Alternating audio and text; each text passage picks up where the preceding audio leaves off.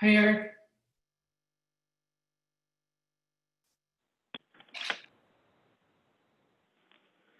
Hey, John. Hey, Eric, how you doing? Good. How are you? Pretty good. So you had some traffic by your house the other day? Oh, The, yeah, they had something at Stella's. Did you go down and check it out? I just walked over. It was some kind of a drive-in zoo with some kind of animals. And anyway, traffic was on our street from like 11 until 4. Thought it was an accident or something. What kind of animals did they have? I don't know, probably some llamas or something. And they had stuff for sale, like a chicken barbecue or something. But she had a ton of people there. Oh, good for them. At least they're out making some money, I guess. Yeah. We actually, I only saw about it because you like put it up on Canada Chronicles, I think. And Yeah, then we had to. I didn't know what it was. Alyssa and I tried to go up there, but then it was too late. The line was too long. The cops had they were like, you should turn back around. It was like if you were in the traffic jam, it was like an hour to get there, to get in, because it was like drive-through, so people were just crawling. Everybody needed something to do. Hi, John. Hi, Eric. Joyce? Nice. Like to get a little early here so we make sure that everything is working the way it's supposed to.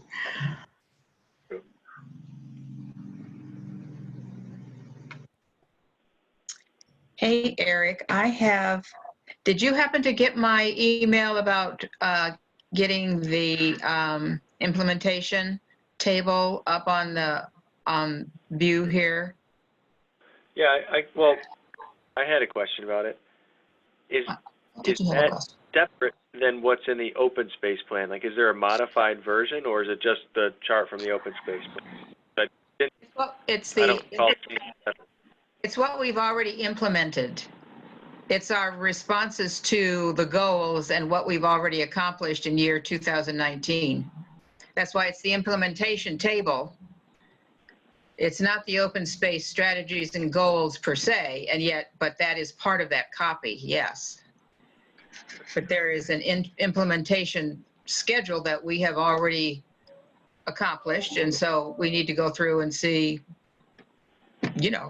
what we've done. I think I see it here.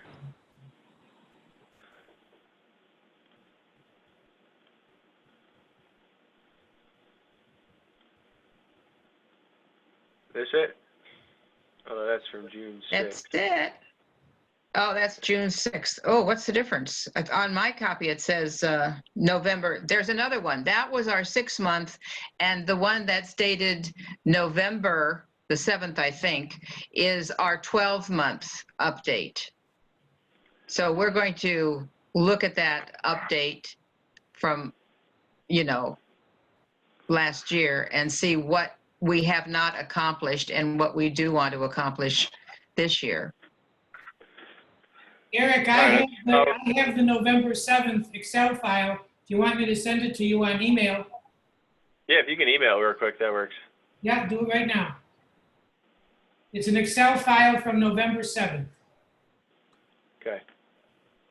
Sorry about this. I meant to 2 weeks ago to let both of you know that we were going to be doing this, and well, it's on the agenda, but I just forgot to mention that we needed to have it. So I'm sorry about the last minute response here, but. No worries.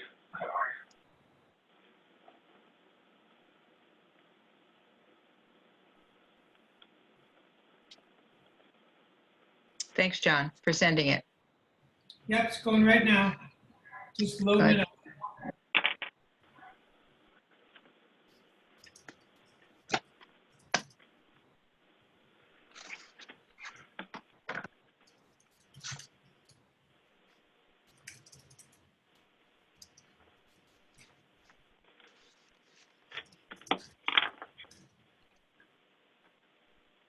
What's going on here? What the...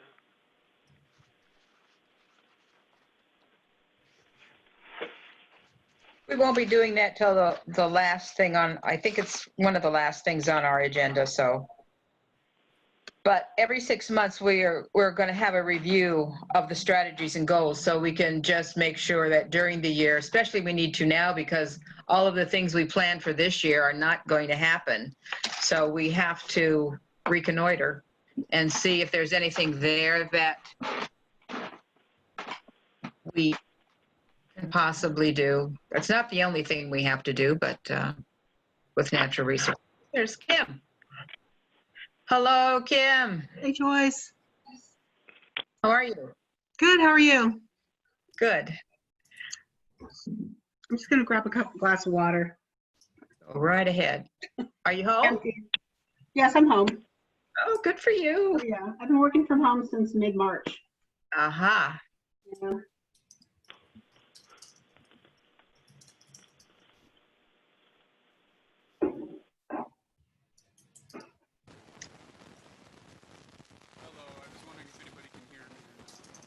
Just It's barely, very Justin. quiet. Yeah, I struggle with connections on my computer. I'm gonna call in on my cell phone, but I'll be on the meeting. Okay.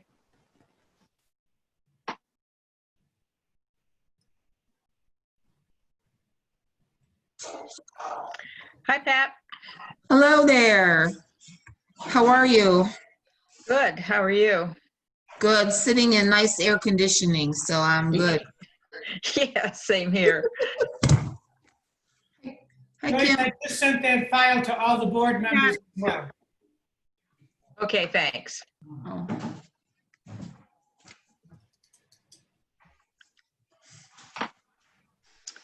Justin's having trouble with his audio, so I think he's going to be phoning in. Sometimes things don't go that great in the Cheshire area, right? Like for cell phones and things. It's You think true. that's part of the problem for him, I'm wondering? I don't know. Maybe. There he is. Hey, can you hear me okay? Now we can hear you fine. Perfect. All right, that's the winning ticket.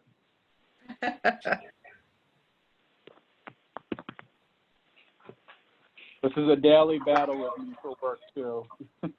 Yeah. We had a history team meeting earlier today, and one of the participants, this guy, his voice came out like super high pitched. It sounded like this like cartoon character or something like that. You couldn't help but laugh when you heard it. Oh my You know, the God. history team should not be meeting on a Zoom meeting. That's far from his historical or Yeah. that's You know, modern to be doing this sort of But it thing. will be a part of history I know, it will. eventually. you get to record them and document them easily. Yeah, right. Hey, you know what? We should figure out a way to do a time capsule for this year. True. There's some strange goings on this year. That is for darn sure.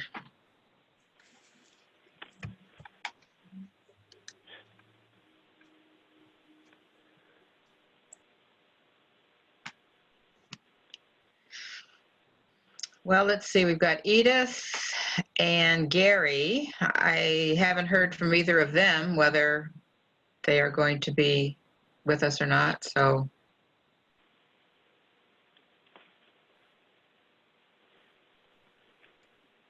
and Sarah Linda. I couldn't find my charger. What's that? I said I almost was, and I couldn't find my charger. All these technical difficulties. But I found it, so here I am. It's a lot better though than getting dressed, putting on your makeup, and having to travel. You know, I Yeah, think it. for sure. I much prefer this kind of meeting myself. Yeah. So this has been my life in meetings for the last two Yeah. and a half months. Yeah. When do you think you'll go back? Or do you think you'll go back half and It's gonna half? be a while because it? we're doing it in phases. Oh, yeah. And they just started phase one of what they call return to work on first. And we don't know what phase we're in, for one thing, in finance. And second of all, there are 90 days between phases. So even if Oh, we're wow. even if we're in phase 2, it will be 3 months. Oh, my gosh. Wow. Well, you'll progress the year. Yeah.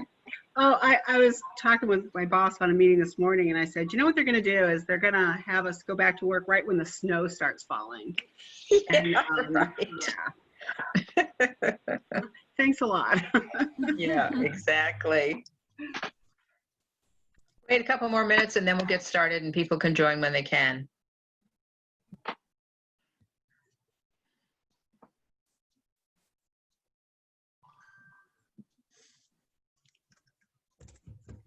I think it's really hard right now to get a sense of time, and I wouldn't be surprised if this just slipped off people's radar, honestly. I mean, it was yesterday. I'm like, you know what? I think I have an ECB meeting tomorrow. So I'm like digging through my emails, and it was buried a little while back. And I'm like, yeah, I got an ECB meeting tomorrow. I better prepare. Well, do you think, I've never felt like we needed to send out, reminders, but do you think maybe we should? I'm wondering right now under the current environment if it wouldn't be a good idea, just because, like I said, people's circadian rhythms are completely That's up. true. And we Mine don't are, at least. We don't even know for sure if the town is going to be having these Zoom meetings after July, because I think, correct me if I'm wrong, Eric, but I think after July 1st, there's some movement perhaps in that direction. I saw something that indicated to me.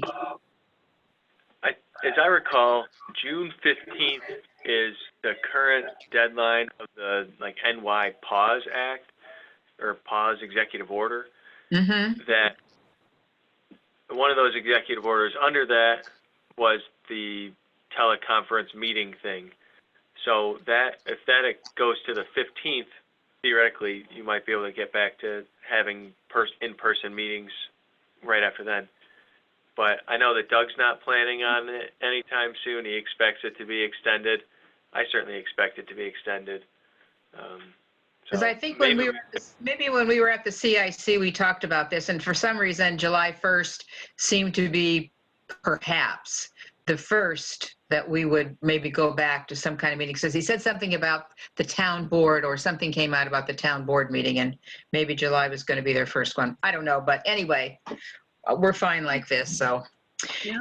I think we'll just go ahead and get started. I know it's right 4:30 right now, but we do have some things. Oh, there's Edith. Hello, Edith. Oh, she's connecting. She's connecting to the audio. So we're missing Gary and Sarah Linda. Are you there, Edith? I am. I'm just trying to make it see my face and let me listen to you at the same time. Okay, go right ahead. Do what you need to do. I wish I knew what I needed to do. I wouldn't. Is that Sarah Linda over there? Yep, that's Sarah Linda. Okay. So the last time I heard from Gary, he was in North Carolina. And I'm not so sure, I'm sure this isn't on his radar. So we'll just get started. Welcome back, everybody, to our Zoom meeting. And we'll just start off right away with our agenda. Our first agenda item is we don't have a flag even that we can wave or that we can say our pledge to. So Okay, will do. But the approval of our minutes from May the 7th. We did do those because we did that on a Zoom meeting. Any edits, corrections, anything you want to say about the minutes? Okay. I'm afraid I wasn't there, so sorry. So Edith is going to recuse herself. And anybody else? Uh-oh, now something happened. Oh, okay. Oh, yes, I have the agenda there, yes. All right, so now we can all see what we're doing. And Gary's just joined. okay, great. I want to be able to see everybody. Hit the down arrow at the bottom. There's the down arrow at the very bottom. Right under Edith. Great. You're seeing the same thing I'm seeing. There's an arrow That I should give can you see Sarah everybody. Linda. Are you Okay, I talk- can Are you see. talking to me or Gary or who? I was talking to you because you say you wanted to see everybody. Oh, yeah, well, I have these little icons at the top. Oh, you got it. Okay. Yeah. Okay. Where are we? Are we still on the approval of the minutes or did we pass those? I'll move to approve the minutes of May 7th. I'll I have a second. second. Who is that? Second? Sarah Linda. Okay, Sarah Linda seconds. All in favor? Hi. Hi. All right. Aye. Minutes of, thank you. Hi, Gary. How are you? I'm well, thanks. We're all here now. Are you back from North Carolina? I did, yes. Roads were pretty empty. Oh, well, that's plus. All right, let's go to the report of the Development Office. Our agenda is up online here. And Eric, are you there? Yep. I'll start with just going through the other applications. Oh, okay. The application for Mark Lace on Sandy Beach, that one was approved. I don't know why it's on here again, I guess, because I think we talked about it last month also. The Vestal Quail application on Fallbrook, I went before the zoning board, and the zoning board did not want to make a decision at the night. They felt like the building coverage was too much. Oh, good. Was redesigned by the applicant, and it will, as far as I can tell, I need to do a revised determination, but probably won't need any variances moving forward. Good. So that would go to the planning board later this month. The Wurges application on Water's Edge, the planning board decided not to make a decision on that because they didn't feel like it met the shoreline guidelines. So they Great. continued that until the 9th, and I also just received today from them a plan, which I have to review. But, so that one will be on the agenda for the 9th. The new home on Grimble Road was approved in generally the same design as what you guys saw. The Gray application, that was approved as you saw. No real changes to that one. Still no movement on the comprehensive plan because we can't meet in person. We've had meetings about the Middle Cheshire Road corridor study. I believe the last one was like May 8th or something like that. We got a draft existing conditions report from them. Nothing really in that anybody would be surprised with as far as it goes to land use and property classification, stuff like that. But they did do an initial review of the right-of-way widths and intersections, traffic That's good. traffic accidents and counts. Not a lot of analysis yet. They at this meeting surveyed the attendees to see what they felt might be appropriate for various infrastructure elements. So where bike lanes might be appropriate, shared use paths, lighting, stuff like that. Overall, it was a relatively good meeting. I'm sure we'll have more information or some more good information to review by the next one. Is there an Yeah. initial review that is online or anything, or we're just still waiting for that to happen? Is it still in draft form? Yeah, definitely. Still very much in draft form. We got that draft existing conditions, which is still very much a rough draft, I think, of the existing conditions. So it certainly isn't, I don't think it's online yet. Okay. Just early on. Okay.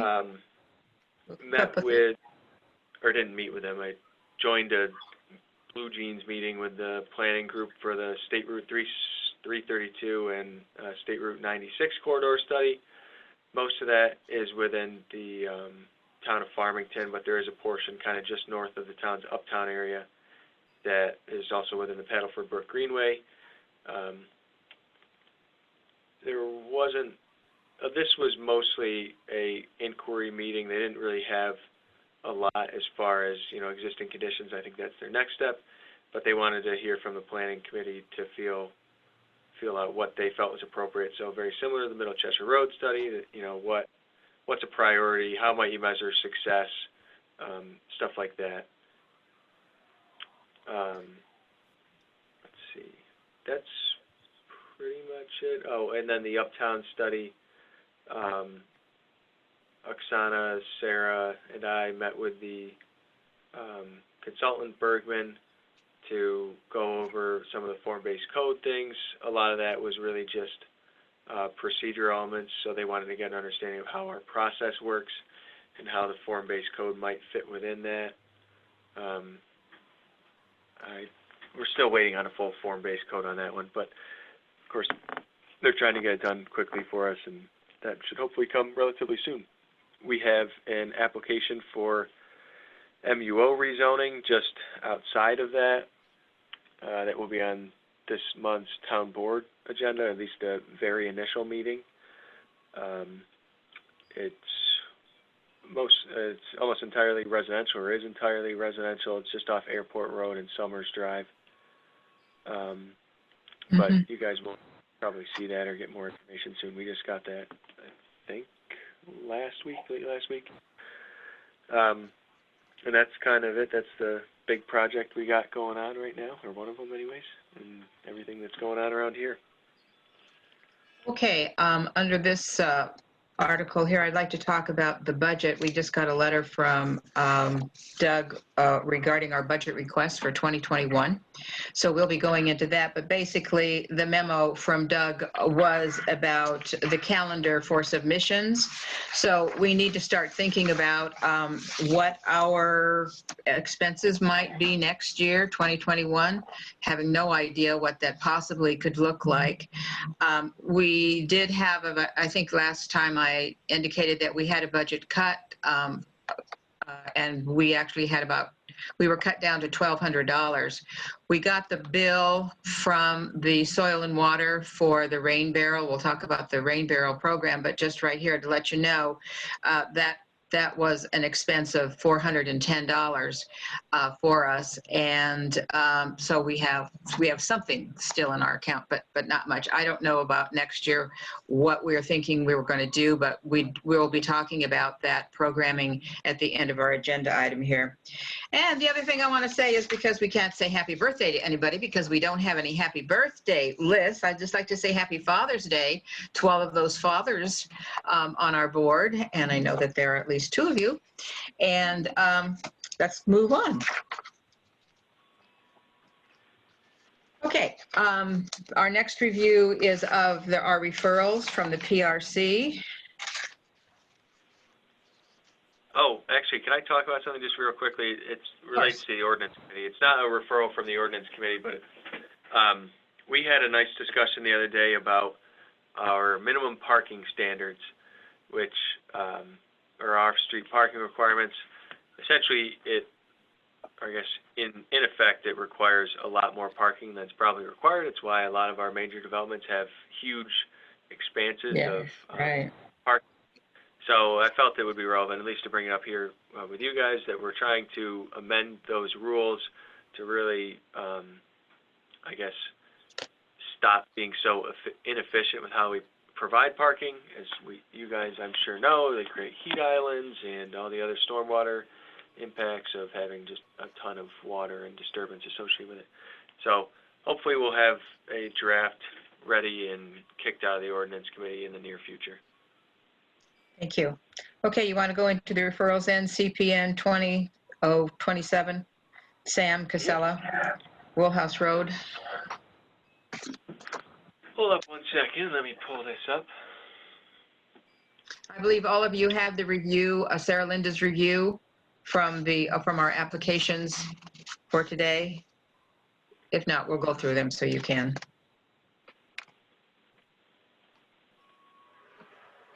So, this is a relatively simple subdivision, but, oops. So, Sam Casella was approved to be a part of the PDR. As part of that, he wants to preserve kind of these two larger parcels in here, but he also wants to subdivide off two smaller parcels. I believe one was for his sister and one was for his daughter. So the majority of these two parcels would remain as agriculture and would be permanently protected. These two other ones, this one which has a bit of woodlands in it, and this one which has a kind of stream running through it, they would be potential future building lots. Okay. Sarah Linda, do you want to take us through your remarks, please? Okay, sure. Let's see. Eric just kind of described what it is. In terms of the terrain, Eric, if you could show an aerial view, either Encore or something else that shows us where the farmland is and where the woodland is. Mainly the two large parcels, which are going to total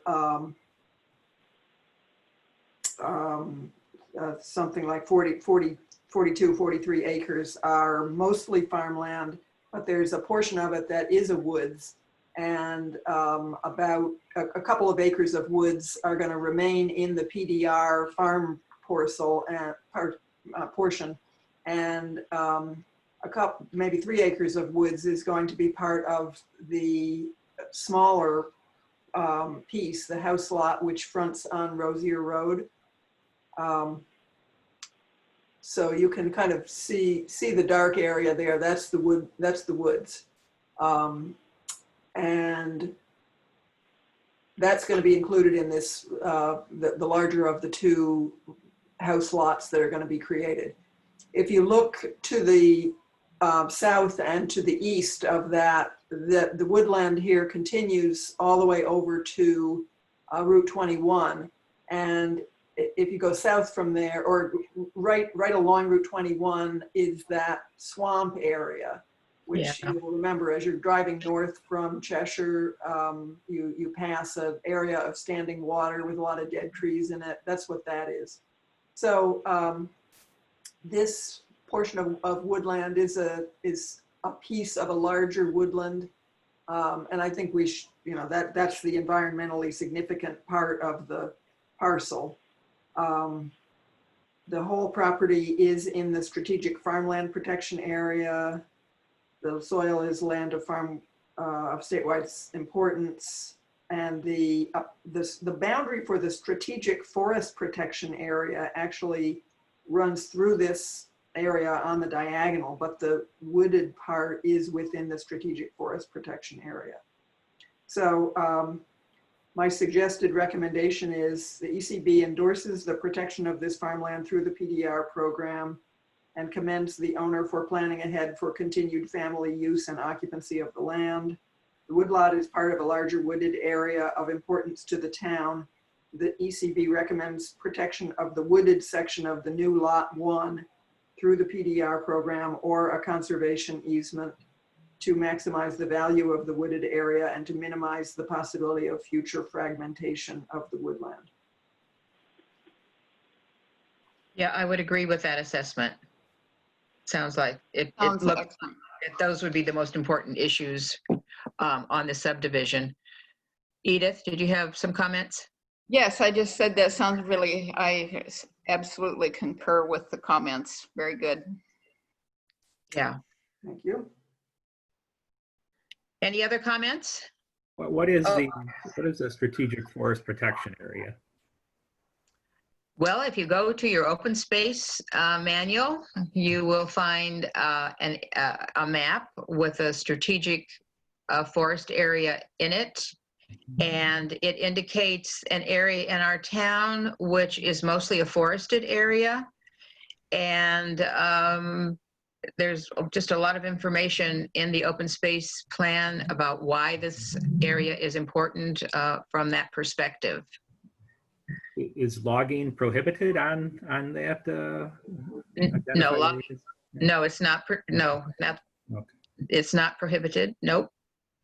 However, it's strongly encouraged to have a forester, a DEC forester, to guide the property owner when those kinds of decisions are being made. And we can put you in touch, or our residents in touch with, that's Bryce, what's Bryce's last name, Edith? Bryce, I just emailed him. I Bryce can't June. think. Yeah. what is it? Are you speaking of Bryce June? Yes, Yeah. June, yeah. And he gave a presentation for us last fall in one of our workshops.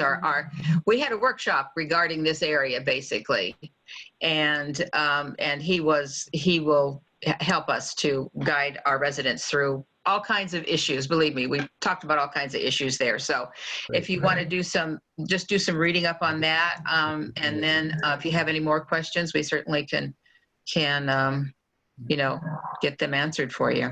See the map. Thank you. Okay, then we we concur that the recommendations will go to the planning board as written. Am I hearing a yes from everybody? Yes. Okay, so be it. All right. Eric, the next one is CPN 20028. Or Tiziano Point. Give me 1 second while I pull it up. Sure.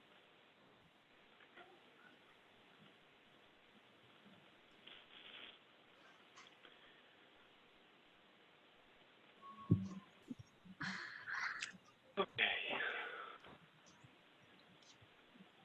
So here we are in Tiziano Point, 364 over there. As you come down this private roadway and turn to the left, this house right now exists with a garage right here, and as I recall, pretty much everything in this area as like parking. And then you would kind of pull in and around there. What they're proposing is a new garage addition, as you can see right here. This existing parking area generally becomes grass, but with a walkway. And then the parking right here. They need a variance for this setback, which is not 60 feet as required. That's pretty much it on that one. Okay, Sarah Linda, your comments? Well, this overall, in spite of the fact that they are making the house, the built-up area larger, there's so much asphalt there now, and they're eliminating some of the asphalt. In fact, so much of the asphalt that they're taking away more asphalt than they are adding building. So the overall lot coverage actually goes down, even though the building is bigger.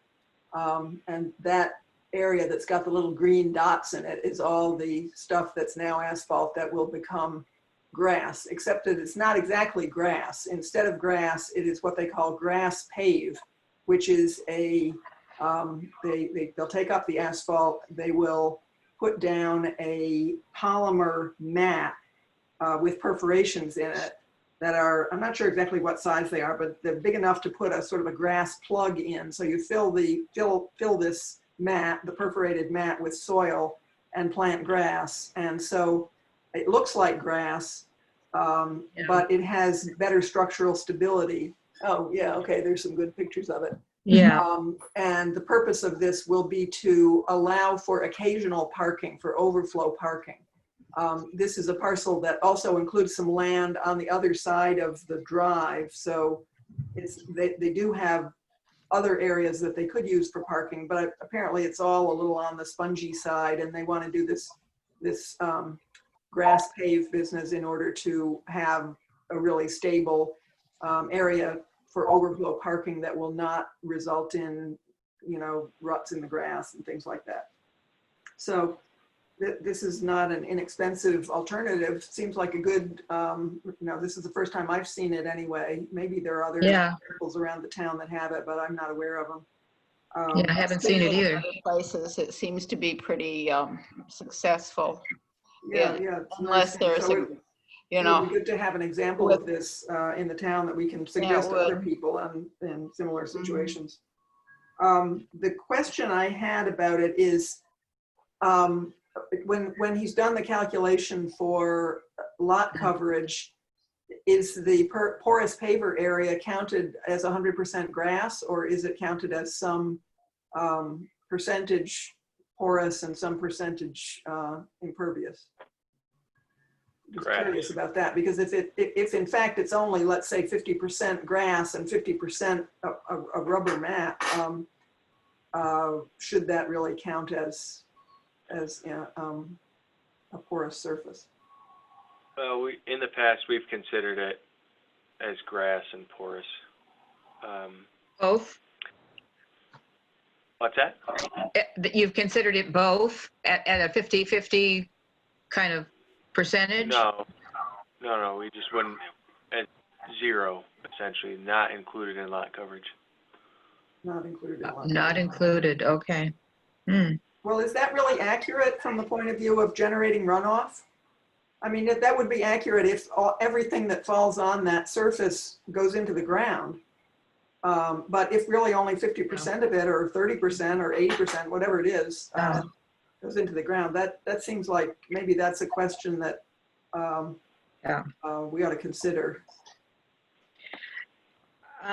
Does the manufacturer provide any kind of percentages of infiltration that we might be able to, that planning board and the ECB might be able to review, or did the applicant offer anything like that?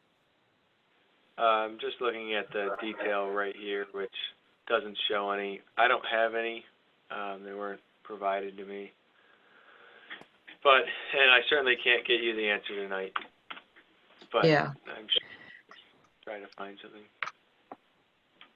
Well, that's something that you might look into, or ask the engineers to provide an answer to that, just to make sure that, in fact, they, the way they're representing this is we're reducing the amount of lot coverage, and then, in fact, if that's not entirely true, then they might need another variance. So just look into that. So the recommendation, my suggested recommendation is ECB endorses the use of porous paving system to minimize runoff to the lake and the reduction of lot coverage, assuming that the lot coverage calculation accurately reflects the permeability of the porous paved surfaces. Yeah, I think that's kind of a logical thing that we should probably be looking at in the future too, because it sounds like it's a good alternative for some of the parcels along in the lake.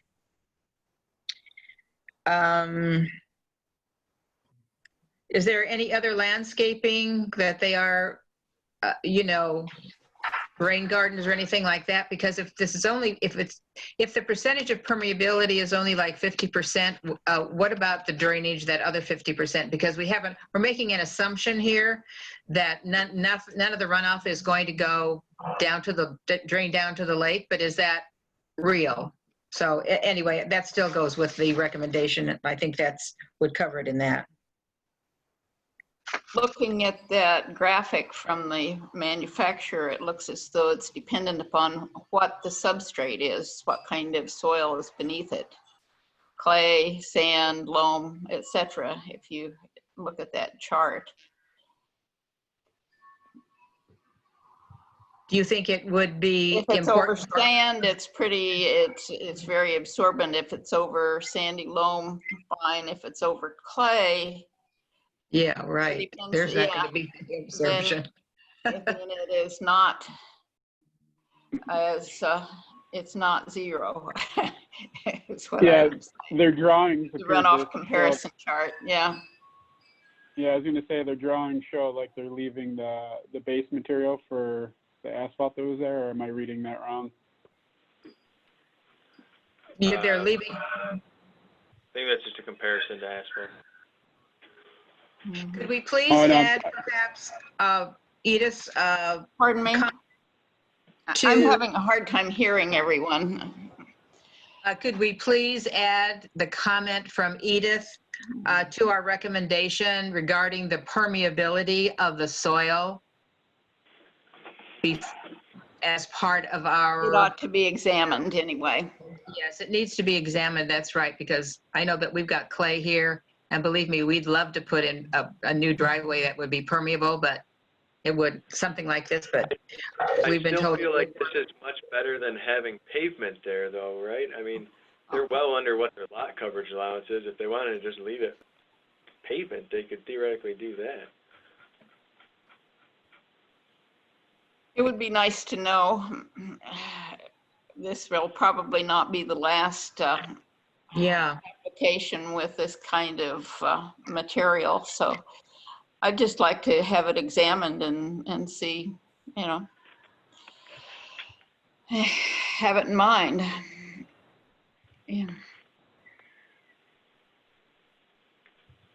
okay, Yeah, you're any right. other, There- go The ahead. lot coverage is well within what the town permits, and that's largely because of all that land back on the other side of the drive that is, Yes. part of the parcel.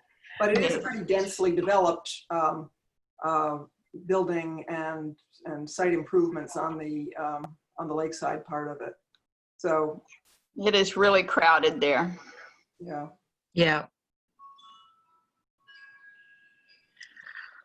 Okay.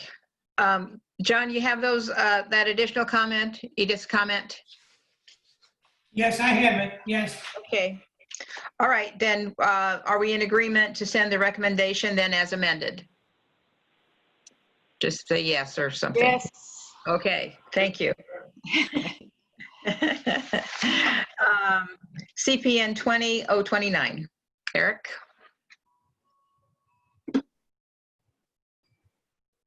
One second.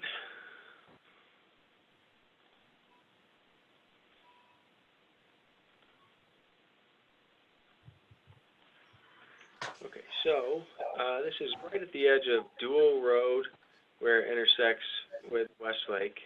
The lake is down here. This project takes place entirely up here, and what you see in front of you is the existing conditions currently.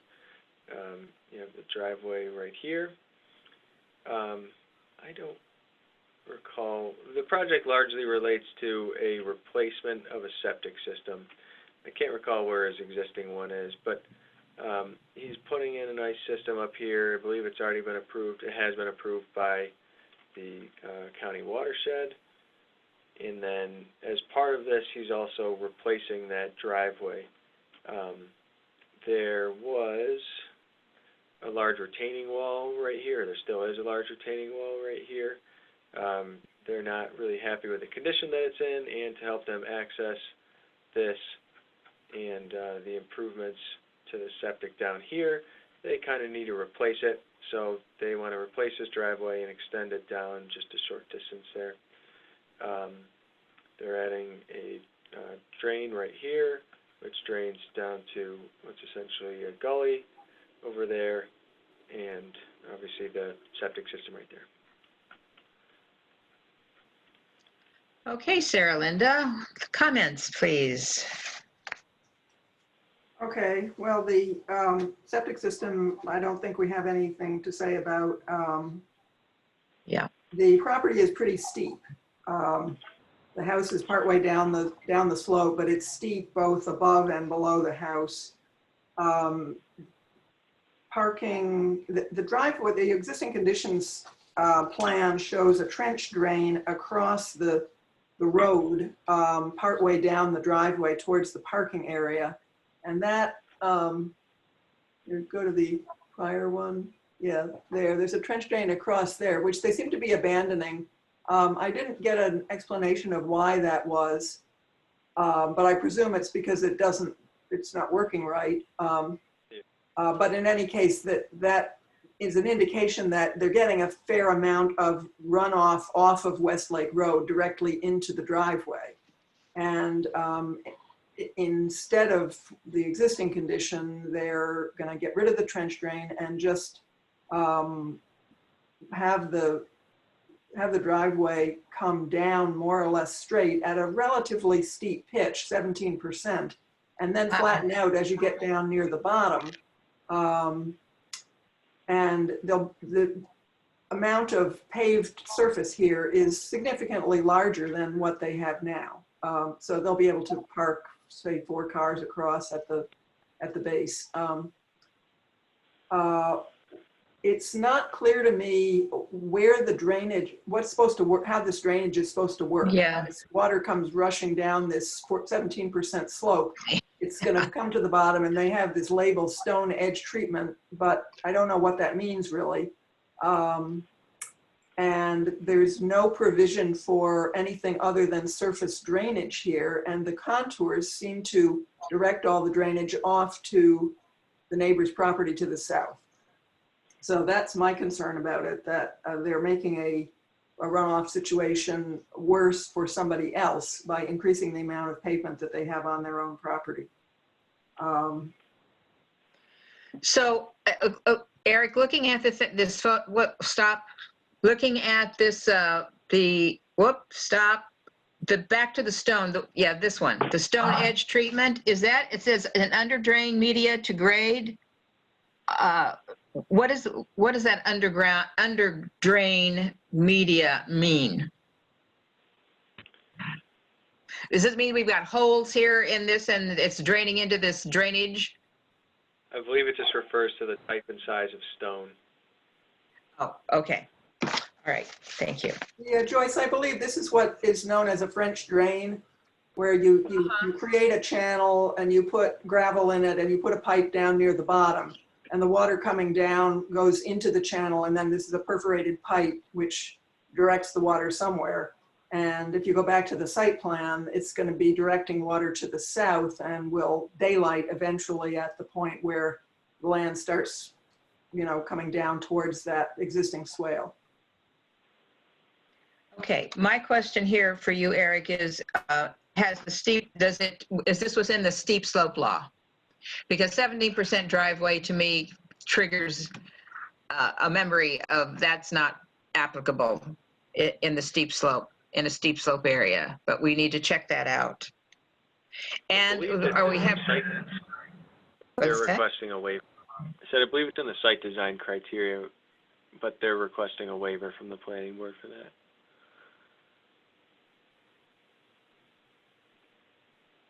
Okay, so I didn't see that in the determination, I don't think. Yeah.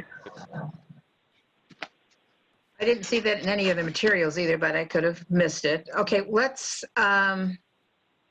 but what about the steep slope law? So you're saying that just from the driveway does not comply with steep slope, and so they're asking for a waiver, but what about the rest of the development there?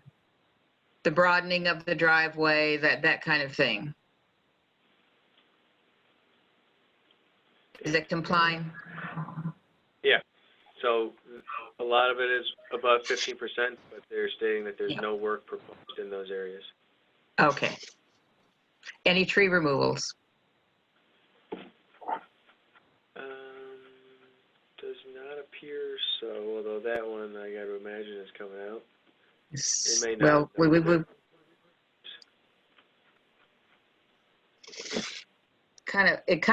I'm not quite so sure. It kind of looked like maybe, but then I didn't know if there's some line going over there that I didn't quite. That would be. It's getting kind of close. Which ones are coming out? Is the photo available? It looks like it's in the disturbance area, the trees that I'm thinking of, and I just wondered if there was any more vegetation other than that one in the disturbance area. Yeah. I'll go back to the existing site plan. Maybe that shows.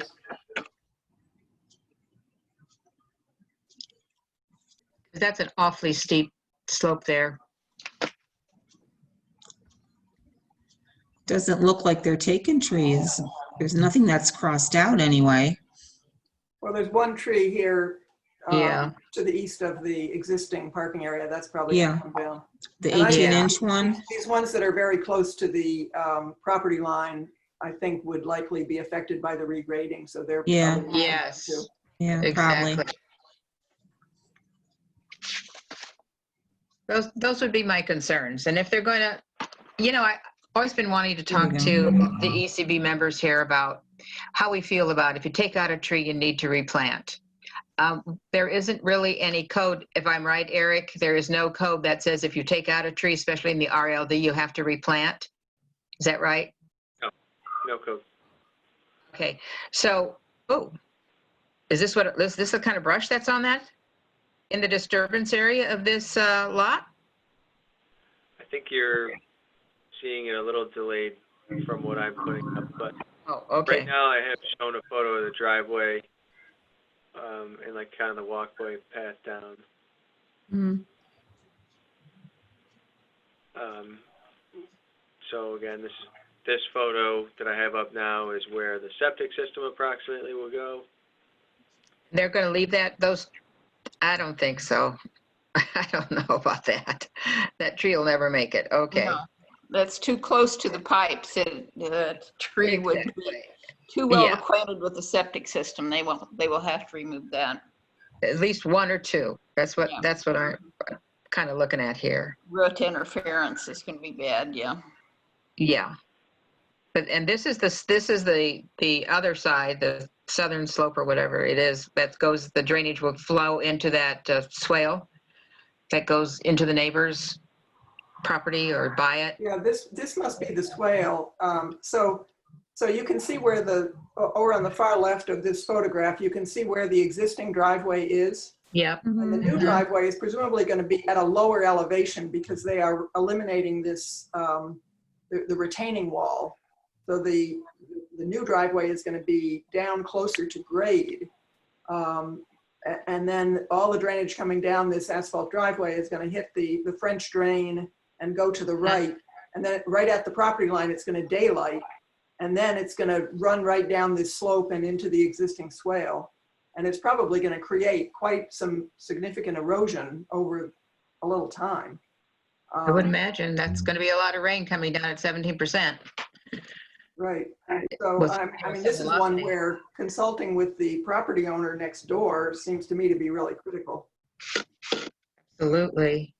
And if the property owner next door doesn't say, oh, this is fine with me, then I think there should be provisions to take the drainage down on the property itself, rather than dumping it into the swale on a neighboring property owner.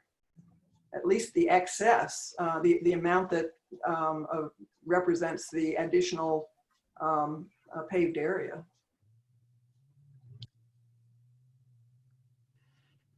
Yeah. Eric, don't we have code that says you cannot direct water off of your property onto somebody else's? I think we ran across this on another couple of up there on, where am I thinking? Oh, up there in Davidson Landing. I think it's actually covered in state drainage law. Okay. So You my can't- concern is, are they creating something that is not legal, I guess?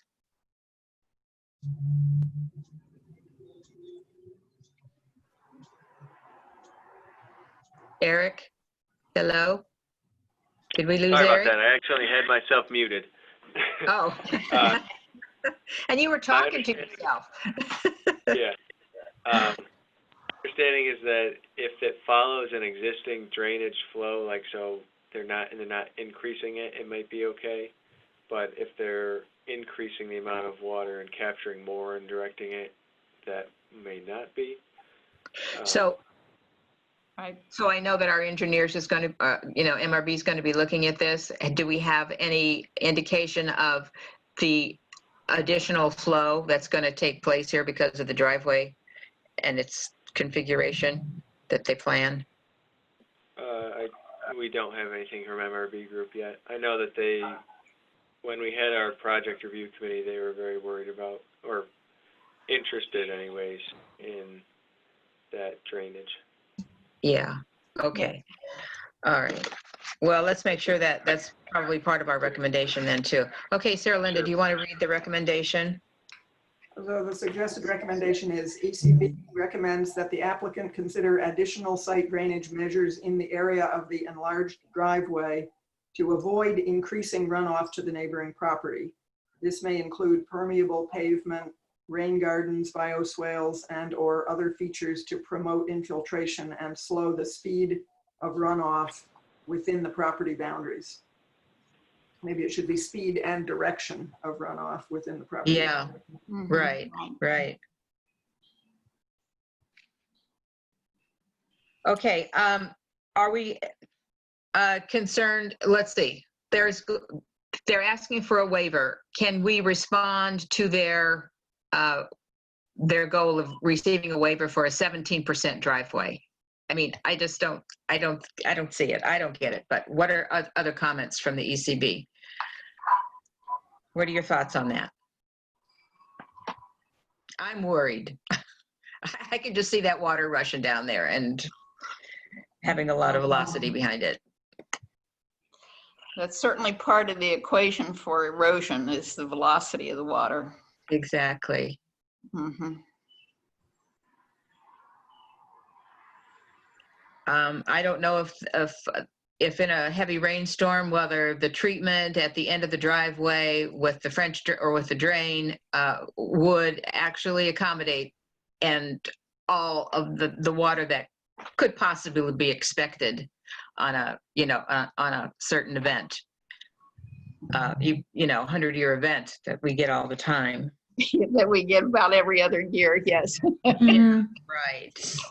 So maybe we could add a comment here in the recommendations that, that the engineers take a particular look at the velocity of the water coming down a 17% slope, and will the proposed drainage system really manage that in an event year?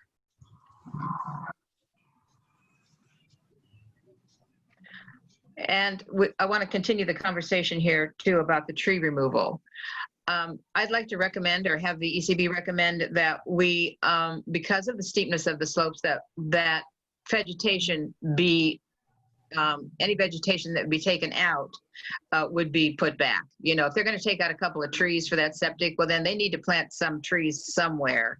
And maybe we can put that on our agenda as a talking point one of these next months or so, about how we feel about trees coming out and having no code actually, or any indication that vegetation or those trees should be replaced. Well, given the steepness of the slope, keeping trees is going to stabilize the slope. And Exactly. it would be certainly beneficial if you're moving that or expanding that wastewater system, the absorption system, to have more vegetation downslope from it to take up the nutrients before it hits the lake. Yeah. So that really needs to be emphasized, I think, is that it's not just for pretty or whatever, it's slope stabilization and nutrient uptake. Yeah. John, did you get that? Yes, I have it, yes. Okay, we'll add that then to the recommendations. Okay, got it. Yes, Thank Edith you. was blathering on again. He's got you. Okay. Anything else then regarding the recommendation to the planning board and to the ZBA? Is this going to the ZBA? No. Okay. Any more? Okay, then the recommendations as edited. Are we all in favor of them? Yes. Yes. Yes. There we go. We're through with our referrals. Our next agenda item is old business. And under old business, the ECB town newsletter article. In June, we had a very nice article. Pat wrote it for us, and it was entitled "Let's Talk About Water." And it was a very nice water conservation article with suggestions about how, home, remember this year was supposed to be like water conservation in the home kind of, topic.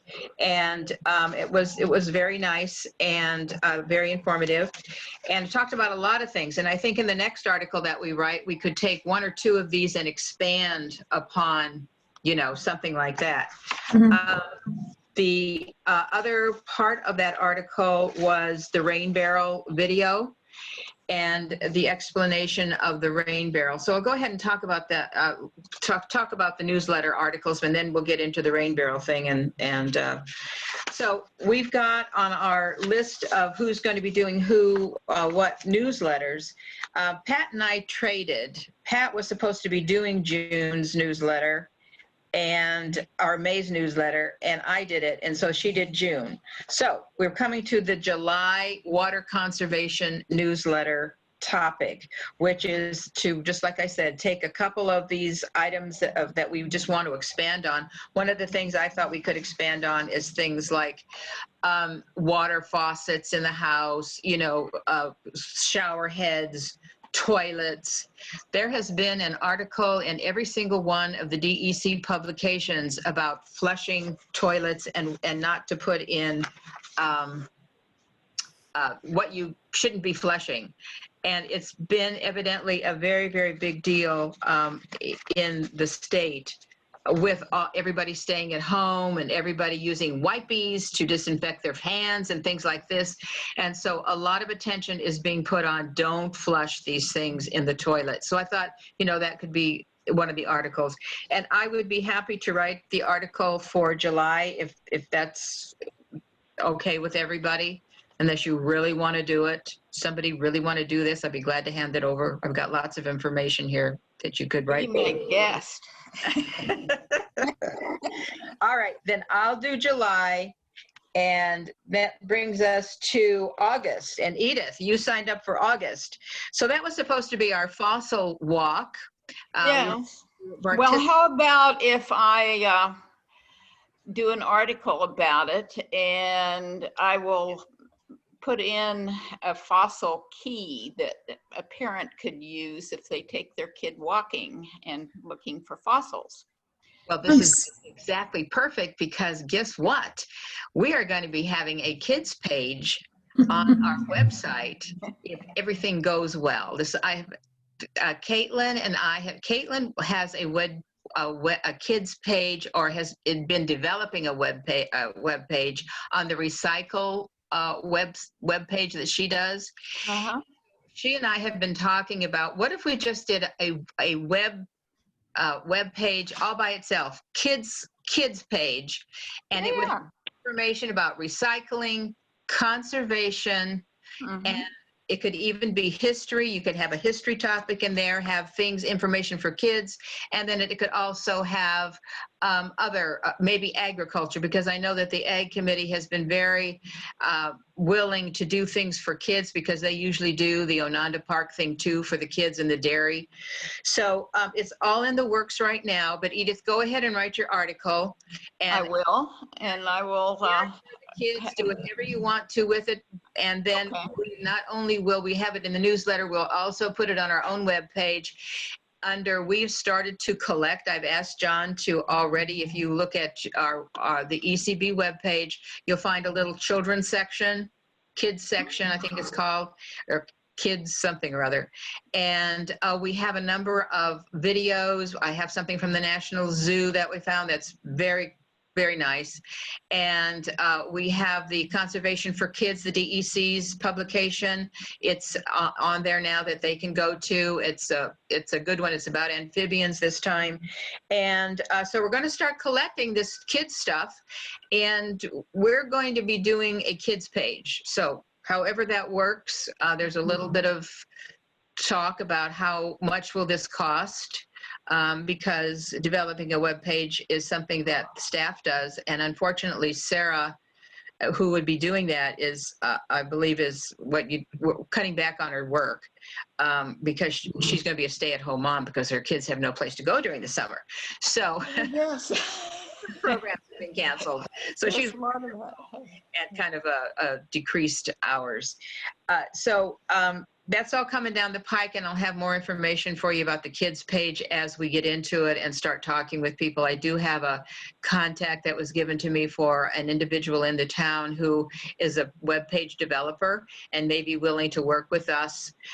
And then we'd also be getting our own page developed because we also wanted to do that. Remember, our intern was supposed to give us this literature library kind of effect thing. So maybe we can still get it, but getting it in a little different way.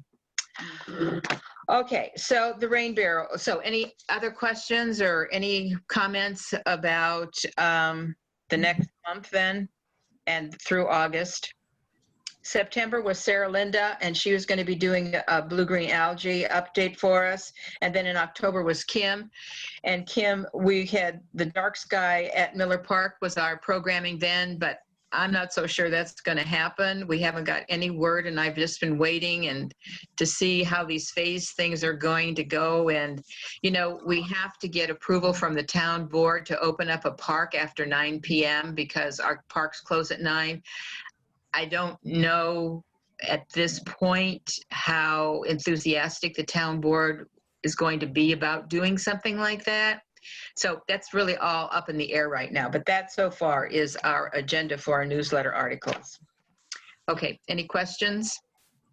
Okay, let's move on then to our the rain barrel workshop.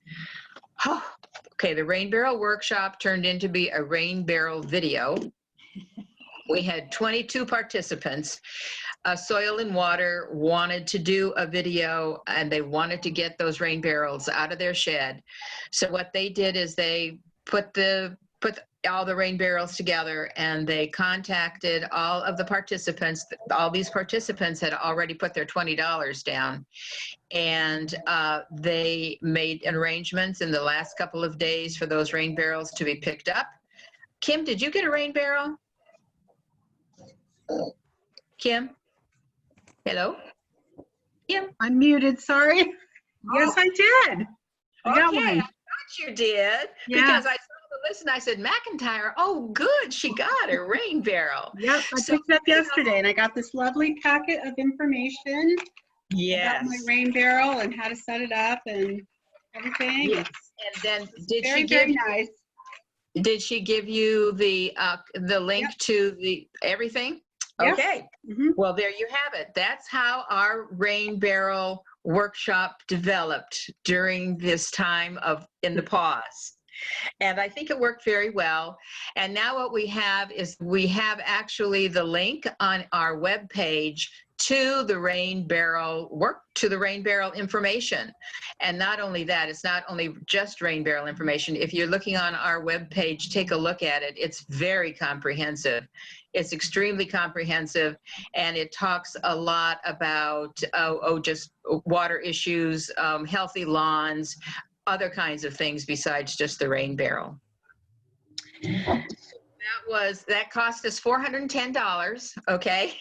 And I think it was well worth it. And when we go into talking in a little bit about other programming that we want to do, I think one of the issues will be if we're going to be developing videos and webinars, things like that, is there going to be a cost for us to do that? Before we could do programming and we could just ask somebody to come for 15 minutes and give us a little talk and everybody would do that. But when you're asking somebody to actually present in a format for a video, it takes a little while to do that. So I'm wondering how we can get volunteers to do that, but we'll talk in a little bit about that too. Okay, any questions about the Rain Barrel Workshop? Okay. The next is cleaning up the environment. Sarah Linda, have you had any more information from United Way or anything? I haven't heard a word about this. I'm assuming it's off until next year. Okay, I think that we should take it off our agenda because that's my feeling too. What I've read in the paper anyway was that they did have some kind of a fundraiser or whatever, and nobody mentioned Day of Caring. So we'll go ahead and take that off our agenda, and if it happens to come up, we'll put it back on. So our agenda is getting smaller. Okay, Fossil Walk. We already talked about the Fossil Walk, Edith, and the kids page. I don't know about the astronomy program. We'll keep it on our agenda. Maybe everything will work out, and sometime in, early October, late September, this might be happening, but maybe not. Okay, so now webinars. Gary has offered to do some work for us and do some research on looking for or at or an invasive species format for a webinar or either for a video that we could promote, in the newsletter and on Facebook, where people could be directed to our webpage and to partake in, this as viewing a video. I don't want to put you on the spot here because I know we haven't had a time, you and I, to talk about any of this. Are you still into it? Are you still willing to kind of follow through with this? Yeah, absolutely. I know the board has done some stuff in this area with the hemlock woolly delegate. You're providing some training for the community as well as intervention at Ananda. And these different plant parasites, the woolly adelgid, emerald ash borer, now the oak wilt fungus, which is affecting trees. It's all, kind of depressing. The long-term, even short-term prognosis is not great for those species. We have other invasive species which aren't as, not as terminal. I mean, they're impacting on the environment and not, affecting our native flora or fauna. But, thinking of things like Phragmites australis, Multiflora rose, things that are pretty ubiquitous in the town. They're not going away. Their management is challenging. We frequently result to using herbicides, which have all their attendant problems, and mechanical interventions trying to remove these are pretty challenging as well. But I wonder about something kind of focusing on those sort of things. The invasive plants kind of thing. Yeah, and maybe specifically trying to focus in on a couple specific species. And I don't know if there's any favorite invasive organisms of the board that we should be looking at.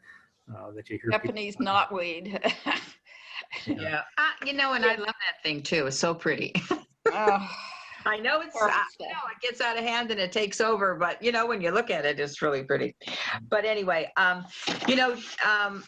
Gary, that the book that I sent you, or the link to the DEC's Prohibited and Regulated Invasive Plants, that one with all the pictures and everything, that I think is a really good source for us to develop around, because it gives you a photo, of what the plant actually looks like.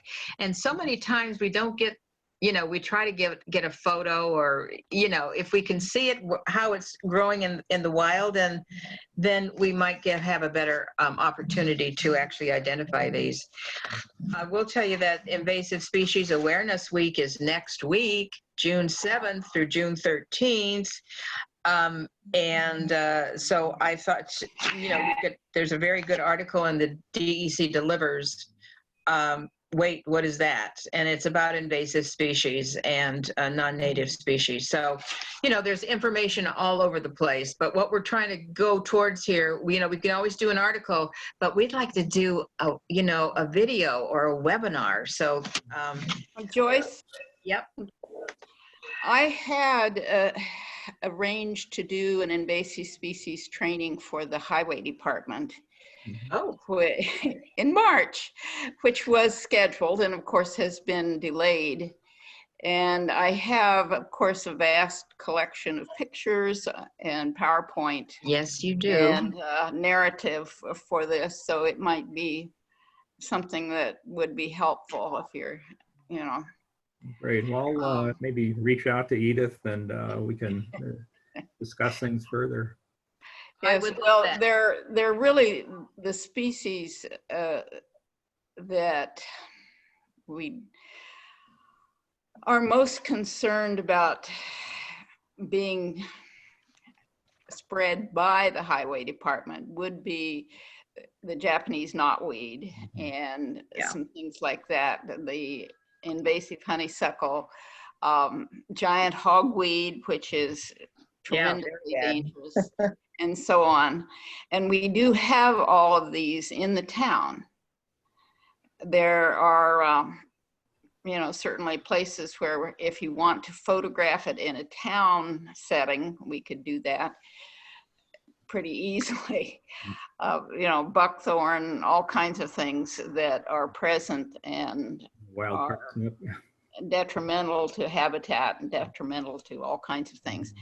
Like The mustard. Japanese knotweed is particularly detrimental to wetlands.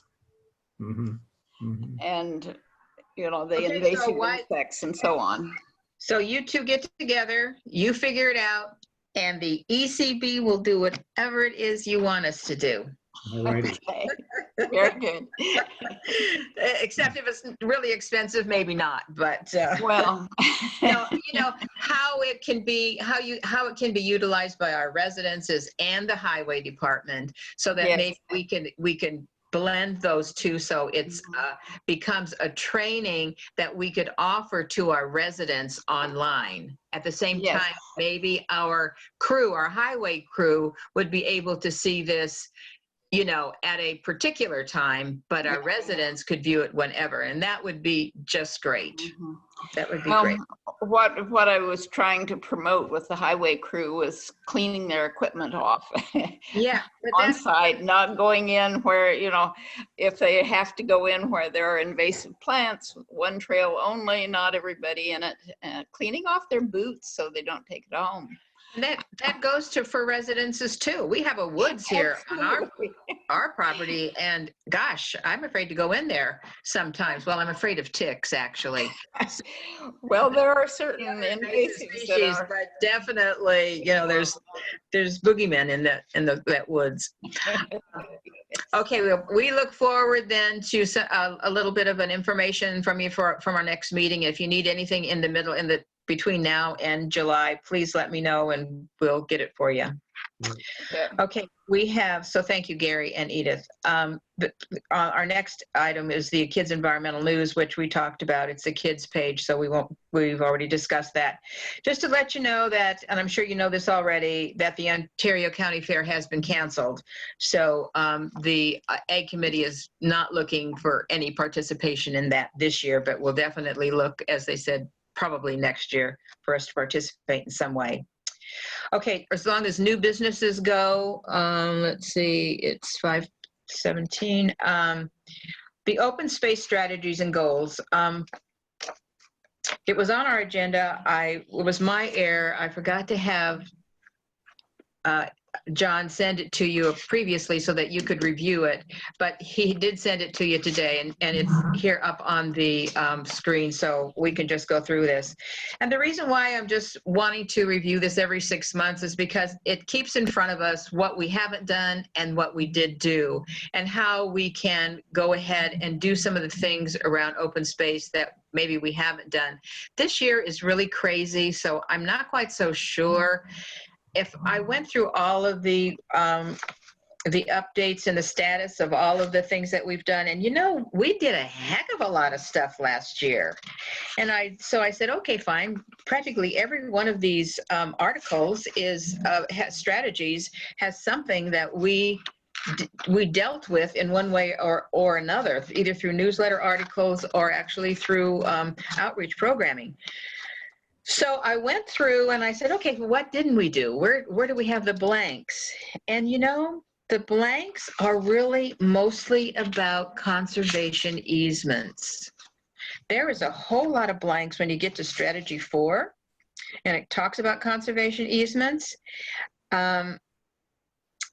The only thing that we did do and has been done on 4.1a, the ECB recommends that the CIC reconvene the Conservation Easement Committee.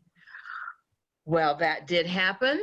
We did make that recommendation, and the CIC now has formed a Conservation Easement Committee, and Doug is actually chairing that committee. So there's some earnest, there's some, some determination in that this is going to be the year.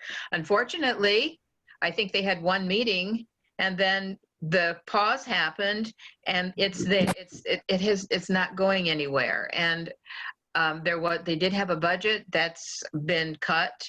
So I don't know where we're going to be going with the conservation easement. The only thing that I could think of, put on your thinking caps, what can we do here about this is we can do another webinar on conservation easements and how they are important to our town, how they're important to, the strategic forest area. I'm at a loss of what we can do with that. This is something that's the Conservation Easement Committee. I know that we could send a representative to the Conservation Easement Committee. That would be, I'm not on that committee. I'm the representative from the ECB to the Tree Committee. So if anybody is interested in being that liaison to the Conservation Easement Committee, please raise your hand. I can't see you all, but is somebody raising their hand?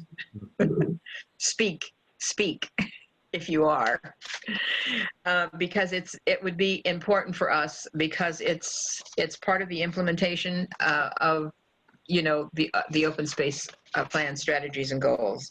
So think about it, please. If you have any kind of inclination at all, I don't think the Conservation Easement Committee is going to be up and running too many times this year, but perhaps there might be some groundwork that they are willing to do. Other than that, if you see anything in here, we'll take this up again in July, because I know that you weren't prepared for this in depth. But so what we'll say for July is, could you please look through all of this and start thinking about what kind of programming we want to do for 2021? Because that's where our programming is kind of based on our responsibilities to this document. Okay, any comments, any suggestions or anything at all? Okay, we'll review it next time in next month, and maybe with a little more detail. And like I say, we'll start thinking about programming for 2021 and see what we can come up with. Okay, well, here's something that has come up during the last couple of weeks. You received an email from Chris Jensen. Do you remember that? Okay, and Chris Jensen, the subject was lakeside and stream setbacks. This is a new item under new business, so it won't be on our agenda. And I called Chris immediately after receiving this, and I said, oh my God, what can we do about this to bring the ECB up to snuff regarding our responsibilities to the issues that he brings up in this email? And I talked to him about this, and I said, would you be willing, to do a training for us? And he said, yes, he would. And I said it would be around, because we are an MS4 community, and the ECB has a responsibility of public outreach for MS4 strategies. Okay, so this is about stormwater and different things like that. And so he agreed that he would do that. And I said, well, let me talk to the ECB about it, and we'll see what kind of maybe training that we'd be talking about. Would it be, him coming into one of our meetings with Zoom and just doing a half an hour programming or something like that. And when we got, and so that was, we just left it at that. In the meantime, at the CIC meeting, I mentioned this, and Chuck Euler says, oh, wait a minute, we want the planning board to be part of this too. So, and the reason why is because we have to provide training credits for our boards, and there's trainings out there that we cannot afford to go to anymore. So Chuck and I would really like to develop some kind of a training agenda for our teams that could be strictly webinar. You could either be there at the, whenever you would just view it on your own, and then you would get training credits for it. So the other possibility that that Chuck would like to do is a program called eCode. Eric, you're going to have to explain eCode for us because I'm not quite so sure I do it justice. But Chuck would like to make sure that all of the boards have some training in eCode. Eric, are you there? I'm here. Can you explain eCode for us a little bit? I'll do my best. So eCode is the site that hosts our town code, as well as a number of other town codes. If I log in here, I can search through pretty much any town code hosted by them in the state. It also holds our minutes, holds our laws, and even has archives of various other years going back to 2011, if you wanted to see what the code looked like at that point. But I'm not sure, or I don't recall anyways, I don't know if I was there. The conversation about what the training would be about is just what's in the code. I'm not quite so sure. I got an email from Chuck, and he just says, definitely, he was thinking about some other kinds of trainings that he felt would be important for the planning board because they've got a couple of new members there. And he said, and that's when he sent the email, and he said he recommends eCode to match your eCode, to our code to this site, and how to access it and how to do that thing. And I thought, well, you know what, that's probably a good idea. We might need a refresher ourselves on this, at least I would anyway. And the other thing that we could actually be doing in one of these trainings is going back to the exploratory app that we started to work with. Kyle was very instrumental in bringing all of that information to us. So, and that's another thing that I don't think the planning board has been using. So these are just tools for the boards to use, including the ZBA, to become comfortable with these tools so that if you have a question, you know where to go. If you need some more information, you know where you can find it. And that basically is what these trainings would be about. So if you have any ideas about a training, please let me know. I'm going to be contacting Chuck and Chris, and we're going to start talking about what do we think the needs are of our boards that we could be doing right now when everything else is shut down. So if you have any ideas, please forward them, and we'll make sure that we discuss them and see what we can do here. And Eric, the same with you. This is basically, where Chuck and I, we're pretty much on the same page here, and Chris has been willing to do some, to participate as far as he can with the materials. So if you have any ideas of what might be important for the boards to take up, that would be great. Okay. And the same with the ECB members. If you say, gee, I've always wanted to know more about, but I never did really ask, and, we could give it to you.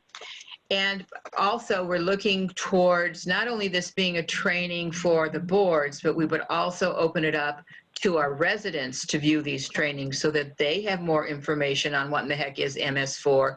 They would have more information about how to find code, online. So it goes not only to our residents, but also to our boards. Okay. Gee whiz. We are almost at the end of our agenda. Member reports is next. Pat, do you have anything from the CIC?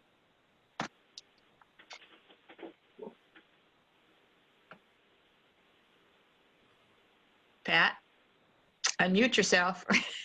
You're muted. Oh. I'm trying to remember what we talked about on Tuesday. Yeah, me too. Well, let's see. We know there's Covered. no money to play with things right now. Doug was talking about, oh, wait a minute, here's my notes. I knew you had some. He was telling us about the budgets being cut. He was telling us about a few things that were happening. Did we talk about Middle Cheshire Road a little bit? About Yeah. the project?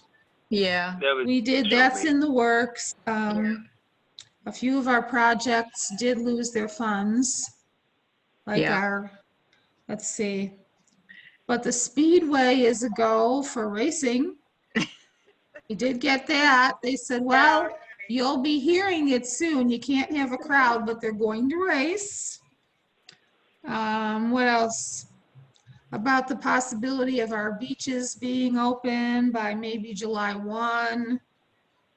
June 15th is supposed to be phase 2 officially. What else? Oh, and we were talking about, usually when plans are submitted, we have to do like 50 copies of everything, and it's costly to send mailings, and we're all trying to tighten our belts, and the PDFs are working out pretty splendidly for most people. So that was encouraging. Yeah. That helps with the ECB Save Trees, right? Yes, right. And let's see, we found out that our Ray Henry's gonna retire. Yes. July 1 Oh, officially. Sarah Linda knows that. I know that. Yeah. And what else? I have something written down about Butler Road, but I don't know what that is. Probably about the beach. Yes, that's right. So those sorts of things, we were discussing about, and the events about Oksana was bringing up the Halloween party at Unanda, or we can't have a parade, we can't do this or that. So all the events we're this gonna year be pausing for a while, I guess, huh? Yeah. All of the events this year have been canceled. Yeah. From the events committee. So that was kind of what we talked about. I'm be glad I found my sheet. Yeah. Okay, Sarah Linda, how about the local history team? What's to report there besides the loss of your leader? Yes, we're looking for a new town historian, or Doug is, I assume. The history team is going to kind of suspend operations for a few months, not that other than having newsletter activities. We did have a new property where demolition is being proposed on a historic building. So this is one of our documentation projects, get good records of the building. And this is one probably the ECB will see in the form of site plan review for the new house. It's a property on Westlake Road, right about opposite where Wells Curtis Road comes into Westlake Road. And it's it's known as, excuse me, Red Cedar Lodge. Some people may have seen it because it was on the OCHS tour of homes back in 2011. But it's an 1880s building that was built as a fruit storage barn with a steamboat landing site down below. And darn. In the 19-teens, it was converted to a dormitory that was used by staff and also guests at the Walter Rita Hotel, which is on Menteith Point down, just more or less down the hill from it. So, and it's been used as a cottage since then, but very little altered. So it's actually very much intact from its character in the 1920s or so, last 100 years. But unfortunately, it was sold a couple of years ago and the current owner intends to tear it down and replace it. So we have had quite a smooth process in terms of the documentation. The new owner has been very cooperative. We've done a photo session and we'll have some sketch plans and a survey, and I'm going to try to get an abstract of title from the owner and record all that stuff. Yeah, there it is. And have a file at the Historical Society and at the town of documenting the building. That looks like a pretty big place. It's Is it, or is that just big the? porches around the sides. It's got a Okay. porch on the second floor. It's not as big. If you look at the property to the south of it, that's another one where an older home came down maybe 15 years ago or so and was replaced. That's a much bigger house. This is, Okay. the footprint is probably a 2,500 square feet, something like that. It's not huge. But it is a full 2-story house on a very steep site. So it looks it. The replacement is going to be tricky. Okay, anything else? Nope, that's it. Okay, Environmental Committee. We did not have a meeting this month. We're still waiting on our consultant to give us, this is about recycling now, to give us some final, we asked for some things from our consultant. What actually we asked for, which is already 6, but they've been very, let's see, unavailable during the pause. So it's understandable. But anyway, we have some programming that we hoped that we could have on a regular basis, and they were just firming up some things for us, and that has not been finalized yet. So we're still working on it. One of these days it'll all be done, I guess. The natural resource inventory, we do have a little bit of information there. I did talk with Barb Johnson. Their offices are closed. Labella's offices are closed. And, but she is working from home. She is trying to, put together perhaps some kind of a video approach to a presentation. Remember that the NRI is basically complete. It needs to go to the CIC, and the CIC has not had her presentation to know about the final development of the NRI. So she's going to try to get something that we can just do online. And then that presentation would also be the presentation to the town board, just so we can keep things moving along here with the NRI. It's basically done and basically paid for. So we're just trying to wrap it up, but we have to be, conscious of the, the kinds of things that are prohibiting Barb from her office to have the resources to be able to put something like this together. So we're just, kind of, the ball is rolling, but very slowly right now. But hopefully it will be completed and approved by the end of the year. Okay, let's see. What else? That's it. Future trainings. We don't have any trainings. Anybody know of any trainings that we can get some credits for? Nothing? All right.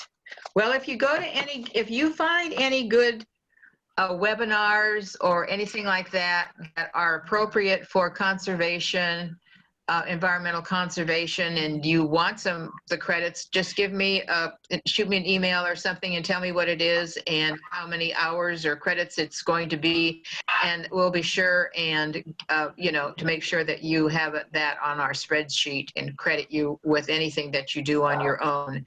But if you do come to something that's, say, maybe a couple of weeks off, and you think other members of the ECB might be interested in that training, because we've all got 4 trainings. Unfortunately, Gary's got 12 credits that he needs this year as the newbie. So he's really got to find them, or we're really got to find them for him. I don't know which. And, but we can possibly get some credits that way. through the grapevine. Anybody have anything of lasting parting comments at all? Everybody's doing well, I'm sure, during the pause, taking the break that we all need. I think it's a break anyway. I'm enjoying it. I don't feel any pressure to go anywhere or do anything. It's all this. Oh, I feel like it. I guess I'll do it. So I've been cutting a lot of brush with my little chainsaw. Yes, there's been a lot Decimating of work buckthorn outside. in my woods. I will agree with that. We've cut down a lot of brush and tree limbs, and yeah, we're working outside a lot. So this was an opportunity probably that was really good for this family. I have a question for Eric, if I can. I was trying to. Eric, are you there? Back, I'm here. setback measurement from the lake or a stream from the mean high water mark. Is that correct? I kind of lost you at the first part of that. So you were I asking was about the wondering setback from- the setback, the 25-foot setback from the lake or water course, is that measured from the mean high water mark? It is for the lake. Okay, The definition of water course is a little bit different. I'm trying to yeah. understand. Well, I was mostly thinking about lake. And the other thing I would like to know, if you know it right off the top of your head, what was the lake level during Hurricane Agnes, which I believe was the highest recorded lake level? I have no idea that one. I know there was a great deal of flooding at that point. And, okay, well, I'll see if I can find it. I was just interested. Probably I can was- just Google it, Edith. Yes, I was looking at that 4-foot setback and thinking, you know. Yeah, right. Uh-huh. Where was that? not here during Agnes, but I know several people who were, and they speak of it with awe. Swell, reverence. California oh, it's there. You just had it, Eric. I just was reading it. Yeah, I'm not a subscriber to the. To the Daily Messenger. Well, okay. Are you, Edith? I am. Yes, I subscribe, Okay. absolutely. Well, he did have. There was an article there. So. Mhm. Well, I was just wondering, if we do seem to be getting 100-year storms several times a year sometimes. Yeah, right. And Right. I was wondering, I understand that that property is on somewhat of a cliff, but it's I hate to well, anyway, that's not enough setback is the bottom line, but I was just interested in where they measured the setbacks from, which I assumed was mean high water mark, and Yeah. where the record high water mark might have been. Okay, fellas and gals, I think this meeting is coming to a close. May I have a motion to adjourn? Sure. So moved. All right, in a second, there was Edith and Sarah Linda there. John, you caught that. All Flip a right, coin, yeah. we are adjourned. If you have any questions about anything at all, please send me an email or give me a call. And we'll see you all July, what is it, 2nd? Is it, John, is it July 2nd? I think it's something like that anyway. I don't have my calendar. Oh, July 2nd, yes. yeah, July 2nd. July Yeah, 2nd. I closed my agenda. Yep. Okay. And I'm sure that will be by Zoom also. Okay, have a good month, everybody, and we'll see you soon. Thank you Thank for you. the Hurricane Agnes. Well, I was trying to see what we have right now.